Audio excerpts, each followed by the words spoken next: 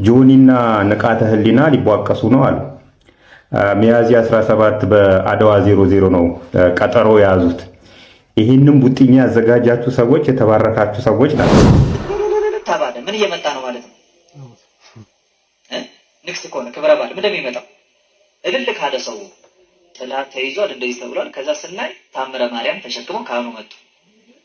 ከዛ ታምረ ማርያም ተነበበ፣ መስቀል አለ፣ ስዕል አለ፣ ጥላ ድባብ አለ። ታምረ ማርያም ተነበበ። ከዛ በቃ እዚህ ትምህርቱን ይሰጥ ማለት ከታቦቱ በፊት ምናምን አለ። የምን ታቦት ማለት ከንግስ በዓሉ በፊት እኮ ንግስ በዓሉ የነገሰ በቃ ታቦት አይወጣም። ለምን ይወጣል? ምን ተከሰተ ነው ታቦት የሚወጣው? አሁን ሳላስከም አሁን እንኳን ስለ ፍቅር ሁኔታ ማስብበት ሁኔታ አይደለም። ሌላ አይነት ነገር ስሞክረህ ታውቃለህ ማለት ስሞት በመቃብሬ ላይ እንደዚህ ብላችሁ ጻፉ። ሐሰትን በመረጥ ዓለም ውስጥ ስለ እውነት ተሰዋ። በእኔ እይታ ከፖለቲካው ጿሚ ነኝ ብልም በፖለቲከኞቹ አነጋገር ግን ማንኛውም የሚንቀሳቀስ ሰው ከፖለቲካ ሊያመልጥ አይችልም ይላሉ። ስለዚህ ገዛኸኝ ተሬሳ በቲክቶክ ስሙ አሁን ተበርሲሳ የምናውቀው ሁለት ተፋላሚዎችን አምጥቶ የሚለውን እኔ ለፖለቲከኞቹ ወስጄ የራሴን እይታ የምገልጽበት እና ተጨማሪ የሃይማኖት ጉዳዮችን የምንዳስስበት የምናይበት ዝግጅት ነው። ተከታተሉኝ ዘንድ በአክብሮት እጋብዛለሁ። ሰላም ጤና ይስጥልን። እንዴት አላችሁ? እንዴት ቆያችሁ? ላይክ አድርጋችሁ ከጀመራችሁ ምስጋናችሁ የላቀ ነው። እስቲ ገዛኸኝ ተሬሳ ከሚለው እንጀምርና ከዛን እይታችንን እንቀጥላለን። ጆኒና ንቃተ ህሊና ሊቧቀሱ ነው አሉ። ሚያዝያ 17 በአድዋ 00 ነው ቀጠሮ የያዙት። ይህንን ቡጥኛ ያዘጋጃችሁ ሰዎች የተባረካችሁ ሰዎች ናችሁ። ምክንያቱም ይህን ሰፈር እርስ በርስ በመሰዳደብ የሆነ ሰፈር ያደረጉት ሰዎች አሉ። አንዳንዴ ይዋጣልን ኑና ይዋጣልን ይባላል። እንደዚህ አይነት ቦታ ሲዘጋጅ አንድ ሁለቱ ሰዎች ይዋጣላቸዋል፣ ሁለት እኛ ከፍለን እንገባለን፣ ሶስት ተሸናፊውም አሸናፊውም ገንዘብ ያገኛል፣ አራት እንደ አድዋ 00 ያሉ ቦታዎች የገቢ ምንጭ ይሆናሉ፣ አምስት ሰፈሩ ሰላም ይሆናል፣ ከመሰዳደብ ሰላም ይሆናል። እና እንደዚህ አይነት አንዳንዴ መተው የማትረካው ሰድበው የማትረካው ሰው አለ። ስለዚህ ይዘጋጅልን፣ እንደዚህ አይነት ነገር ይዘጋጅልን ትላለና ጥሩ ትምህርት ነው። በዛ ላይ ደግሞ ስፖርቱ ያድጋል። በአንድ ድንጋይ 60 ወፍ ነው እና እንኳን ተዘጋጀ ይዋጣላችኋል፣ ሰፈሩም ሰላም ይሆናል። በዚሁ አጋጣሚ የፖለቲካ ሰዎቻችንም እንደዚህ አይነት ነገር ላይ ቢሳተፉ ጥሩ ነው። በነገራችን ላይ እዚህ ጋር የፋይት የሚያደርጉ ወጣቶችን እኔ ያላቃቸውም። ይሄ ፋይቲንግም እዚህ እኛ ሀገር ውስጥ መጀመሩም ብዙ መረጃ የለኝም። እንግዲህ ግን እዚህ ጋር እኔ ስለሱም አይደለም ላወራ የፈለኩት። ወደ መጨረሻ ላይ የተናገረው ፖለቲከኞቻችንም እንደዛ አይነት ነገር ፋይት ቢያደርጉ መልካም ነው ያለው ነገር እሱ እንደ ቀልድ ነው የተናገረው። እኔ ግን ከአፍሪካ ሀገሮቹ ከራሱ እንዴት ነው እሱ ያነስ ነው? የአፍሪካ ህብረት መስራቾች ሆነን እንዴት ከአፍሪካ ሀገሮች አነስን? ምክንያቱም የአፍሪካ ሀገሮች በፓርላማ ውስጥ ፋይት ያደርጋሉ። በብዙ ፊዚካል ፋይቲንግ ራሱ በአይዲያ ፋይት ያደርጋሉ። ፊዚካል ፋይቲንግ ሁሉ ይገባሉ። ምንድነው እሱ ለማለት የፈለጉት? በሁሉም ነገር በዛ በፓርላማ ውስጥ ፋይት ተደርጎ ለህዝብ ይፋ ይሆናል።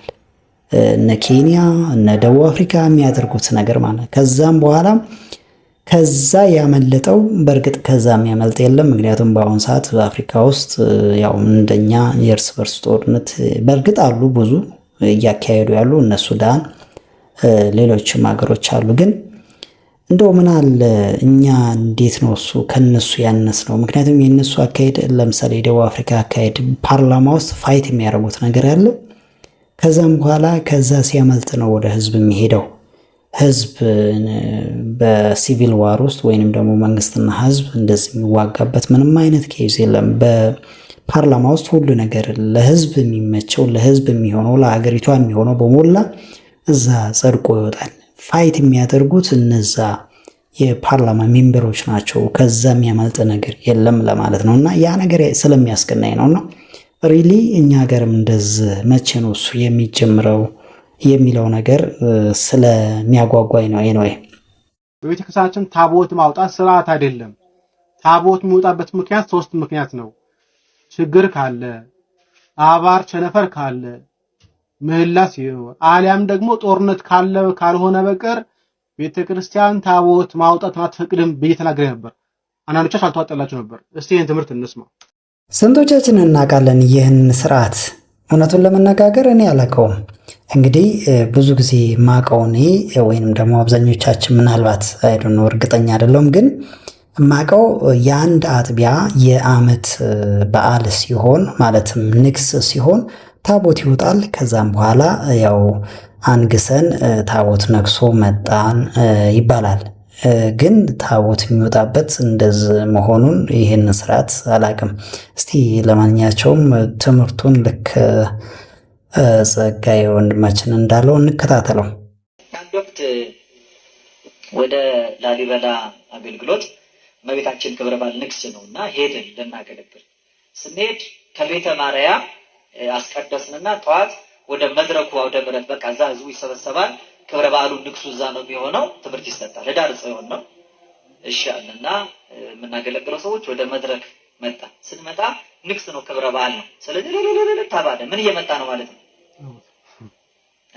ንግስ ከሆነ ክብረ በዓል ምን እንደሚመጣው እልል ካለ ሰው ጥላ ተይዟል እንደዚህ ተብሏል። ከዛ ስናይ ታምረ ማርያም ተሸክመው ካህኑ መጡ። ከዛ ታምረ ማርያም ተነበበ። መስቀል አለ፣ ስዕል አለ፣ ጥላ ድባብ አለ። ታምረ ማርያም ተነበበ። ከዛ በቃ እዚህ ትምህርቱን ይሰጥ ማለት ከታቦቱ በፊት ምናምን አለ። የምን ታቦት ማለት? ከንግስ በዓሉ በፊት እኮ ንግስ በዓሉ የነገሰ በቃ ታቦት አይወጣም። ለምን ይወጣል? ምን ተከሰተ ነው ታቦት የሚወጣው ማለት? ንግስ ክብረ በዓል እኮ ክብረ በዓል ሲሆን ታቦት ለምን ይወጣል ማለት? ታቦት የሚወጣው እግዚአብሔርን ለመለመን እንጂ እንደ ከተማ አውጥቶ ሰው ለመለመን አይደለም ማለት ነው። ታቦት የሚወጣው ዛሬ ለምንድን ነው? ካህናት ሌሊቱን ያደሩ ካህናት አሉ። ቶሎ ቶሎ ጣል ጣል አድርጉ፣ ታቦቱ ፊት እየወደቃችሁ ስጡ። ታቦት የወጣው ሰው ለመለመን ነው ማለት ነው። ታቦቱ ከመንበረ ክብሩ ተነስቶ ወርዶ በሉ ወደኛ ሲመጣ እግዚአብሔር እንዲሰማን እንድንማጸን በቃ ዓላማው ይሄ ነው። እንደውም በሰሜኑ ሀገራችን ክፍል ለምህላ ለጸሎት ለሱባኤ ካልሆነ ታቦት እንዲሁ ንግስ እየተባለ በሰበብ አይወጣም። ለጥምቀት ይወጣል። ከዛ ውጭ አባር ቸነፈር፣ ጦርነት፣ ድርቅ፣ ረሃብ እንዲህ አይነቱ ነገር ሲኖር ታቦቱ ይነሳና ህዝቡ እያለቀሰ እየወደቀ እየተነሳ እያነባ እግዚአብሔርን ይማጸንበታል። በቃ አገልግሎቱ ይሄ ነው። እንደ ጠላት ይፈልጋል። እርግጥ ይሄንንም ለመኮነን ያንንም ለማክበር ያለ ማስረጃ ተገቢ ባይሆንም በአገባቡ ግን እውነት ነው። ታቦት ማለት የእግዚአብሔር ማደሪያ ነው። ወጥቶ እግዚአብሔርን የምንለምንበት ታቦት ወጥቶ ሰው የሚለመንበት መሆን መቻል አልነበረበትም። ዛሬ በጣም ታቦት ይወጣል። በየሱባኤው በየምክንያቱ ምህላ ይታወጃል። በቃ ጠዋት ማታ። በፊት በጣም ችግር ሲኖር ምህላ ይታወጃል። ምህላውም ጉዳይ ፈጻሚ ነበር አልነበረ? ነበር አይደል? እናውቃለን። እኛ በጣም በልጅነት ባየናቸው ጊዜ እኔ ምህላ ተደርጎ እዚህ ቀስተ ደመና በሰማይ ላይ ያየንበት ጊዜ ሁሉ ነበር። ምህላ ተደርጎ ዝናብ የዘነበበት ጊዜ ሁሉ ነበር። ምህላ ተደርጎ መልስ ውጤት የመጣበት ጊዜ ነበር። በጣም ረጅም ጊዜ አይደለም፣ 1 ቀን 2 ቀን ተደረገ። ይሄ 40ውን ቀን 55ውን ቀን ጾም ላይ ምህላ ሁሉ ይታወጃል። ምንም በቃ በየዓመቱ ምህላ ይታወጃል። በየዓመቱ ይብሳል። አይብስም? ይብሳል አይደል? መከራ የቀለለበት ጊዜ አለ። የሆነ ጊዜ የሆነ ሌላ ፈተና መጣ ስትሉ በአናቱ ሌላ ፈተና ይመጣል። ምክንያቱ በቃ ራቆታችንን ስለምንቆም ነው። ራቆታችንን እንደምንቆመው ማለት እግዚአብሔር ፊት እኛ ለምሳሌ ጸሎቱ ለመስተቀይም ከመዘ ዘወድቀ በማይከለ አስዋቅ ቂም ይዞ የሚጸልይ ሰው ራቁቱን የሚጸልይ ሰው ማለት ነው። ኃጢአት ሰርቶ የሚጸልይ ሰው ጸሎቱ በእሾህ መካከል እንደወደቀ ዘር ነው። ከፍ ብሎ መብቀል አይቻለውም፣ እሾሁ ያንቀዋል ማለት ነው። ጻድቅ የጸለየ እንደው ጸሎቱ ለጻድቅ የጻድቅ ሰው ጸሎት በስራ እጅግ ኃይልን ታደርጋለች ይላል። እማት እስከ ከአፍ ጀምሮ እስከ ጆሮ እግዚአብሔር እዛ ይሰማል አይደለም? የራሱን ጸሎት ራሱ እንደሚሰማው እግዚአብሔር ያኔ ገና ሲያስብ ሁሉ እግዚአብሔር ይሰማዋል።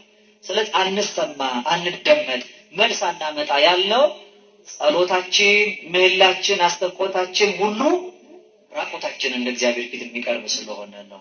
ለብሰን በፊቱ እንድንቆም እግዚአብሔር በቸርነቱ ይርዳል።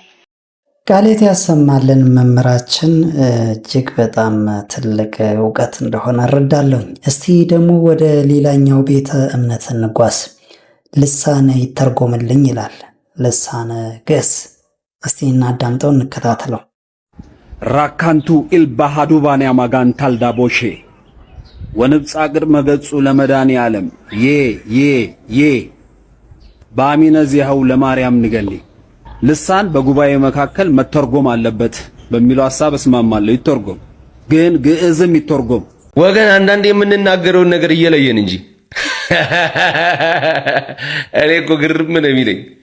አሁን እንደው ልሳንን ይሄ ታራራም ፓራራም የምትለውን ነገር ከግዕዝ ቋንቋ ጋር አወዳድረ ግዕዝ ይተርጎምልን ማለት እኮ በጣም ጭንቅላት ግን እንዴት ነው?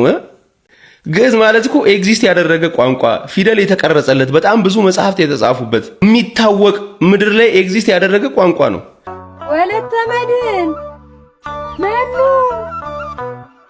አነ ውእቱ አመተ ማርያም ኦሆ መጻይኩ። ባለልሳን ፓስተር ሆዬ እንግዲህ እነዚህ እናቶች ያወሩ ትግርኛ ወይ ደግሞ ሌላ ቋንቋ አይደለም ግዕዝ እንደሆነ ልበባል። እንግዲህ ግዕዝን ካወክ ማለት ነው። እና ስለዚህ አሁንም ቢሆን እንኳን በትርጉም አይደለም የሚያወሩበትም እንዳሉ ለማስገንዘብ ነው። እንግዲህ ይልቁንም እሱን እንተውና ይህ የማትተረጉመውን ወይንም ደግሞ ለአንተ ራሱ ግልጽ ያልሆነውን ልሳን ብዬ የምትለውን እንርሳውና ፓስተሮች ምን እያደረጉ እንዳለ እንከታተለው።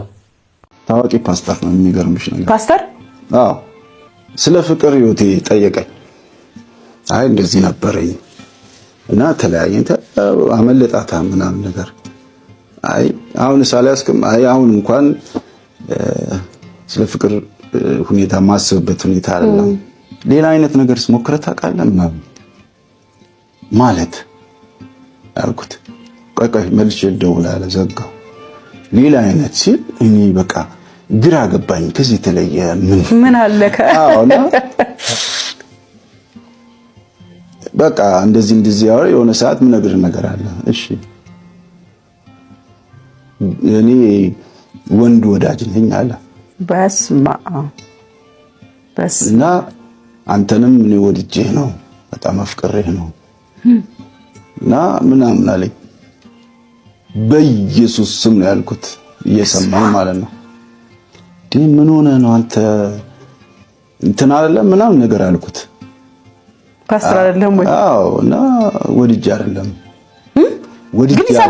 ስቴጅ ላይ እንዴ ቪዲዮዎቹን ባሳይሽ በግል ላሳይሽ ይችላል። ቪዲዮዎቹን ባሳይሽ አታምኚ። እባክህ በቃ ሚስጥሬን ጠብቅልኝ በጌታ ምናምን አለኝ። ኧረ በጌታ አትበል። አቤል ወንድማችን እንግዲህ ሰፋ ያለ ዝርዝር ያለ ሐሳብን በዚህ ዙሪያ ላይ ሰጥቷል፣ ከበቂ በላይ ማለት ነው። እና ምንም የሚጨምርበት የለም። በአጠቃላይ አንተ ይህን ፓስተር ነው ብለህ ያጋለጥከውን ሰው ግብረ ሰዶማዊ ነው ያልከውን ሰው እንግዲህ በማጋለጥ አለብህ የሚለው በጠቅላላ ሐሳቡ አቤል ወንድማችን የተናገረው። አለበለዚያ የወንጀለኛ ተባባሪ ነህ፣ ምክንያቱም ግብረ ሰዶም በኢትዮጵያ ሕግ ወንጀል ስለሆነ በሚል ብዙ ሰፋ ያለ ነገሮችን አቅርቧል። እናም በተለይ ደግሞ አንተ ሰውየውን ከደበቅ ስለ ሌሎች ግድ አይሰጥህም የሚል ሐሳብም አንስቷል። ለማንኛቸውም ግን ፓስተሮች እያደረጉ ያሉት ይሄ ነው፣ የማይናገር ወይንም ደግሞ ትርጉም የሌለው ልሳነ ማውራት ብቻ አይደለም። ስለዚህ እንዲህም አይነት ሀገርን የሚያወድም ሀገርን የሚያጠፋ ትውልድን የሚገል ቁጣን የሚያመጣ ነገርን እያደረጉ ያሉት እንግዲህ ግማሾቹ ፓስተሮች እንደሆነም ልብ ሊባል ይገባል ነው። አኸልና ገንዘብ ተቀብልና ለና 8400 ኢሉ አው ቅድሚ ማህበር ፍሬ ህይወት አክሊለ ገብርኤል ተስፋ ማርያም ፍሬ ህይወት አክሊለ ገብርኤል ተስፋ ማርያም የተላከና ገንዘብ ሐዋትና ለገዳሙ 80,000 ቅርሺ አው ቅድሚ ማህበር ካህናት ሁሉ ሊመናን ታርኪብና አፍቲ አውደ ምህረት ታርኪብና ሞ ምስጋና የቀኘና ግብረ ሀበና እትተዲኹና እንደገና ከምቶ ጽሁን ይሁን ቶም ነገስቲ ተባገረ ምስስ በረከቲ ተጋጭና ይሃውኩም ላበና ኩሉ ለለ ማህበሩ ዚካሄን ለቀው ህይወቶሙ በስራ ኃጢአቶሙ እንግዲህ ዘመድኩን በቀለ በትግራይ ውስጥ ባሉ ገዳማትም የእርዳታ እጆቹ እየተዘረጉ ያለበትን እውነት ነው እያየን ያለ ነው። ምናልባት ይህ ለየት የሚያደርገው ያው እንደሚታወቀው ቤተ ክህነቱ የተወሰነ አለመግባባት ስላለ ማለትም የመሀል ሀገሩና የትግራይ ከዛ አንጻር ምናልባት የዘመድኩን ደግሞ በፖለቲካ ውስጥም ስላለበት ይህንን እውነት ለየት የሚያደርገው ይመስለኛል እና እሱ ራሱ በአግራሞት እየተመለከተ ያለው ነው። እንግዲህ ዘመድኩን በቀለ በተለይ ገዳማትን አብያተ ክርስቲያናትን በማጠናከር እና በተለይ በዚህ በአብይ ጾም በጣም ትላልቅ ስራዎችን ሲሰራ እንደነበር የምናስታውሰው ነው። እንግዲህ በትግራይ ላይም ያሉት አባቶች አመስግነዋል፣ መርቀዋል፣ እንግዲህ ባርከዋቸዋል። እንግዲህ ያው መልካም ነገር ብለን እስካስብን ድረስ ያው ይህ መልካም ነገር እንደሆነ ነው እንግዲህ የማስበውን እንደኔ ማለት ነው። እነዚህ እኔ የሚናፍቀኝ ይሄ ነው፣ ያጣሁትም ይሄ ነው። መስቀል አውጥቶ ነው የሚቀበሉኝ። በስተመጨረሻ እንግዲህ የምናገኘው ሃይማኖታዊ ንጽጽርን ከሚሰሩ ወንድሞች መካከል እፎይ በቅርብ ያስተላለፈው መልእክት ነው። እንግዲህ መልእክቱ ከበስተጀርባው ብዙ ነገሮችን ይናገራል። እሱም ራሱ በቀጥታም ተናግሮታል። እንግዲህ እስቲ የተወሰነ እንስማውና ከዛን የኔን ሐሳብ ለመግለጽ ሞክራለሁኝ። ስሞት በመቃብሬ ላይ እንደዚህ ብላችሁ ጻፉ። ሐሰትን በመረጥ ዓለም ውስጥ ስለ እውነት ተሰዋ። እንግዲህ እንደሚታወቀው እነኚህ ኡስታዞች ላይ ሐሰታቸውን ካጋለጥኩ በኋላ የተለያየ ማስፈራሪያዎች ይደርሱኛል፣ ቴክስቶች፣ እንዲሁም ደግሞ ትልቁ አካውንቴም እንዳይሰራ ተደርጓል። ታውቃላችሁ። እነኚህ ኡስታዞች በሐሰት ክርስቲያኖች ፖድካስት ባላቸው ላይ ሚዲያዎች ላይ እየቀረቡ የሐሰት ፕሮፓጋንዳ ይሰራሉ ማለት ነው። እሱን ማጋለጥ ችያለሁ እና ይሄንን ወደ ብርሃን ሲወጣና ሰዎች ሲያውቁ ስለተበሳጩ የተለያዩ አስፈራሪዎች በየቀኑ ይደርሱኛል። በተለይም ኡስታዝ አቡበከር ምን አይነት ውሸት እንደዋሸ አሳይቻችኋለሁ። ግን ሁለት ሚዲያዎች ላይ እንኳን ቀርቦ የተናገረውን እንዳስደምጣችሁ፣ ሶስተኛ ቦታም ደግሞ ሄዶ ይህንን ውሸት ከራሱ ጋር የሚጋጭው ተናግሯል። አዳምጡ። ወደ ሌላ ክርስቲያኖች ስመልስ ክርስቲያኖቹ ነብዩ መሐመድ መስጊድ ውስጥ መጥተው ውይይት እያደረጉ የሰኔ ጾም ላይ ነው የነበሩት። ቅዳሴ ሰዓት ደረሰባቸው። ቅዳሴ ሰዓት ደረሳቸው ሲሉ ውይይቱን አቋርጠው ቅዳሴያችሁን አድርጉና ከዛ በኋላ ውይይቱን እንቀጥላለን አሏቸው። መስጊድ ውስጥ ነው፣ ነብዩ መስጊድ ውስጥ። ዛሬ የምድራችን ሁለተኛ የተቀደሰ ቦታ የሚባለው መስጊድ ውስጥ ጥግ ላይ ጸሎት ማድረግ ጀመሩ። ቅዳሴን ሰዓት ቅዳሴ እያደረጉ መግሪብ ሶላት ደረሰ። ያሁኑ ወቅት ሶላት አዛን ተደረገ። በዚህኛው መስጊድ ሙስሊሞች ሰገዱ ነብዩ እየመሩ እና ነብዩ መሐመድ ሰለላሁ ዐለይሂ ወሰለም እነዛ የነጅራን ኦርቶዶክስ ክርስቲያኖች ለውይይት እሳቸው ጋር በመጡበት ጊዜ የዕለቱ ጊዜ ምናልባት እንዳሁኑ የአብይ ጾም ይመስለኛል። በዛን ጊዜ ጾመኞች ናቸው። የጸሎት ጊዜ ይደርሳል። የቅዳሴ ሰዓታቸው ሲደርስ የቅዳሴ ሰዓት ደረሰ ይሏቸዋል። ለብሰሰ ውይይት ላይ ያሉ የቅዳሴ ሰዓት ደረሰ ይሏቸው እዛው መስጊድ ተቀምጠው እዛች አንድ ዳር ላይ ሂዱና ጸልዩ ይሏቸዋል። እዛው መስጊድ ውስጥ እነሱ ጸሎታቸውን አድርሰው ሲጨርሱ ነው ብቻ የቀጠለው። እንደውም በሌላ አንድ አገላለጽ ላይ አንድ ታሪክ ላይ ከነጭራሹ እነሱ እየጸለዩ መግሪብ ሰዓት ስለደረሰ ነብዩ በጎን ደግሞ ሶላታቸውን ሰገዱ ይላል። ነብዩ መስጊድ ያንን መረጃ መጡ እንደ ኡስታዝ አባበሉ የሚያወሩት ነብዩ ሰለላሁ ዐለይሂ ወሰለም የናጅራን ክርስቲያኖች ወደ መዲና መጥተው መስጊድ ውስጥ ተሰገዱ ያሉበትን የለም እኮ እንደሱ አይደለም ጉዳዩ።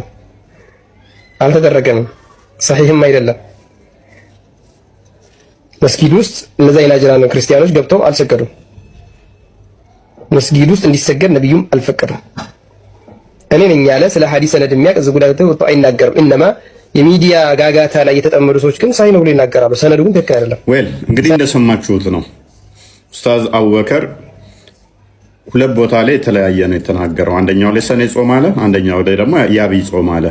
ይሄ ከራሱ ጋር ራሱ የሚጋጭ ነው። የአብይ ጾም በሰኔ አይደለም የሚጾም አንድ።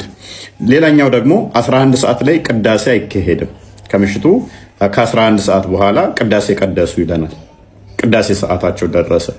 ይሄ ቅጥፈትና ውሸት ነው። ቅዳሴ ደግሞ ጣዖት የሚመለክበት ቦታ ላይም አይደረግም። ይህ ሌላኛው ቅጥፈቱ ነው ማለት ነው። ይህንን በማጋለጤ በጣም ተበሳጭተዋል። ኡስታዝ አቡበከር ብቻ ሳይሆን ኡስታዝ ያሲን ኑርም ክርስቲያኖችን ለማጭበርበር ይህንኑ ተመሳሳይ ሲናገር ሰምተነዋል። ኡስታዝ የኛው ኡስታዝ ቅድም እንደሰማችሁ ለአቡበከር ምላሽ ሰጥቶበታል። እኛ ካጋለጥን ካወጣን መረጃ በኋላ እንዲየመጡ ኖ ይሄ ነገር መቅረት አለበት፣ የምንዋሸው ነገር ኡስታዞቻችን መዋሹት አቁሙ እያሉ ነው።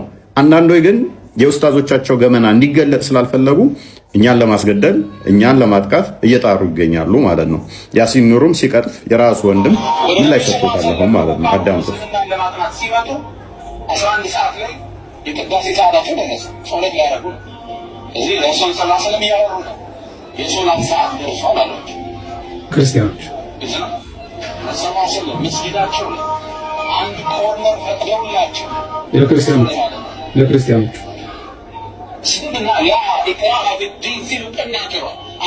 طيب الحمد لله والصلاة والسلام على رسول الله ብለናል። አላህ ሱብሓነሁ ወተዓላ ኸይሩን ይቅጠመን። ምን አሉ ዑለሞች ይህንን አይነት ሐዲስ በአጠቃላይ የነጅራን ነሳራዎች ነቢይ ጋር ሰለላሁ ዐለይሂ ወሰለም ወፍድ ሆነው በመጡ ጊዜ እዛ ሰግደዋል የሚለውን አተር አጠቃላይ ወይ ደግሞ ሐዲስ መልሰውታል ዑለሞች። ኢማም ቡኻሪ፣ እብኑ ሒባን፣ ነሳኢ ወገይሪሂ ሐዲሱ ضعيف ነው ብለዋል። እንደው ምን አሉ ዑለማዎች ላ ይህተጁ ይሄ ሐዲስ እንደው ለሁጃም አይሆንም። ይሄንን አይነት አፈር ይሄንን አይነት ንግግር ለሌሎች እንደው ኢስቲናስ አድርጎ እንደው ማውራቱ ራሱ አይሆንም ብለዋል ዑለማዎች። ምን አሉ? አልአፈሩ الوارد في صلاة وفد نصارى نجران في مسجد النبي صلى الله عليه وسلم ضعيف لا يصح سندا ولا يحتج به انتهى ولا يحتج به። ስለዚህ ኡስታዝ ያሲን ኑሩ ይሄንን ያሉት እንግዲህ ሐዲሱን እንዲያስተካክሉ ወይ ደግሞ ሙራጃ እንዲያደርጉ ከወዲሁ አደራ እለዋለሁ።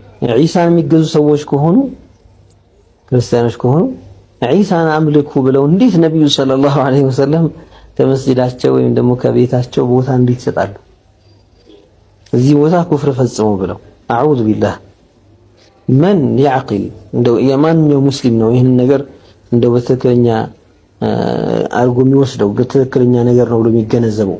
ማንም ውድ ሀገሬ ልጆች ክርስቲያኖችም ሆናችሁ ሙስሊሞች እንግዲህ እነ ኡስታዝ አቡበከር እነ ኡስታዝ ያሲን ኑሩ እነ ኡስታዝ አህመዲን ጀበል አዲስ ታሪክ እየፈጠሩ በውሸት ክርስቲያኑን ለማታለል ያስተማሯችሁ እናንተ ሆነ መስሏችሁ እኔ ሳጋልጠው አንተ ቀጣፊ ትገደላለህ እንዴት ትደረጋለህ እያላችሁ ለኡስታዞቻችሁ ጠበቃ የምትቆሙ ይኸው እኛን ያልነው እውነት መሆኑን የሚደግፉ የራሳችሁ ኡስታዞችም እየመጡ ነውና እውነት አርነት ያወጣል። ብዙ ነገሮች ያደክማሉ ዝም ብለው ሲታዩ። ነገር ግን እውነት ናት። እውነት ኃይሏ እጅግ የመጠቀ ነው። ምናልባት ዝጋ አለባብሰው ቢሄዱ እና እውነትን ሊሸነጉሏት ቢሞክሩ ዛሬ ላይ የተሸነፈች መስላ ነገ አንበሳ ሆና ትወጣለች። ስለዚህ ሁሌም ከእውነት ጋር እንኖር ነው።